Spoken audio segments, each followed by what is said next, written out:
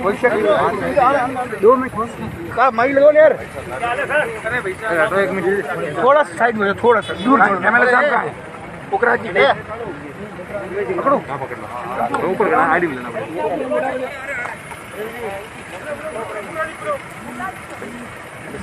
ID लगा दो भाई, साइड में होना है। हनुमान जी, पंचायती राज चुनाव में इस बार आप एनडीए से अलग होकर दमखम दिखा रहे हैं, क्या लगता है कि देखिए, राजस्थान के अंदर तो हम तीसरी ताकत की हमेशा हमने बात करी और 23 का चुनाव गठबंधन से नहीं लड़ेंगे। राजस्थान के अंदर आरएलपी खुद अपना दमखम दिखाएगी।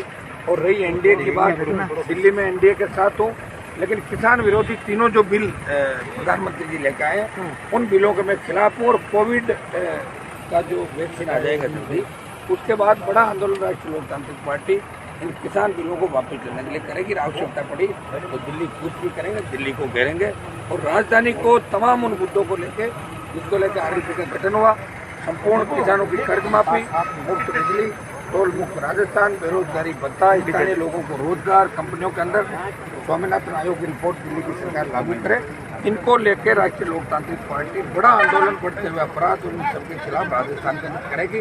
लेकिन अभी कोविड की वजह से हम बड़ा आंदोलन राजस्थान के अंदर नहीं कर रहे। पंचायती चुनाव पूरे राजस्थान के अंदर राष्ट्रीय लोकतांत्रिक पार्टी लड़ रही है। पूरी जगहों पर हम टिकट नहीं बांट पाए, लेकिन करीब करीब जगह नौजवानों को 36 कौम के लोगों ने मौका दिया और हमारी महत्वपूर्ण भूमिका राजस्थान के तमाम जिला परिषदों गुलाब चंद कटारिया ने बयान दिया कि 6 महीने में कांग्रेस की सरकार गिर गई थी, क्या कमेंट्स है इस पर आपका? कांग्रेस की सरकार गिर जाएगी राजस्थान के अंदर, गुलाब चंद कटारिया ने भविष्यवाणी की है। हमने तो पहले भी प्रयास किया, तो 7 ही साल समय है, लेकिन नहीं गिरी सरकार।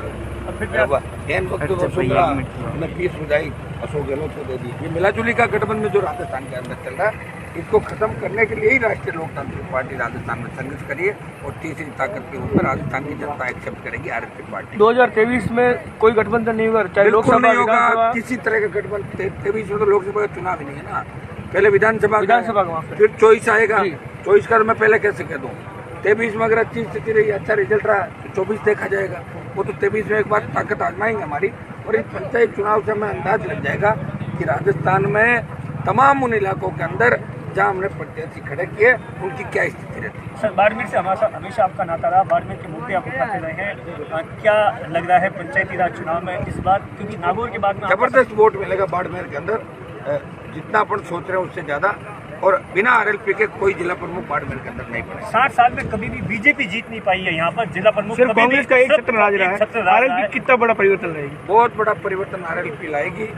और कर्नल सोनाराम जी जैसे व्यक्ति को बीजेपी ने जो दरकिनार किया, उनकी टिकटें काटी, ये भारतीय जनता पार्टी को नहीं करना चाहिए।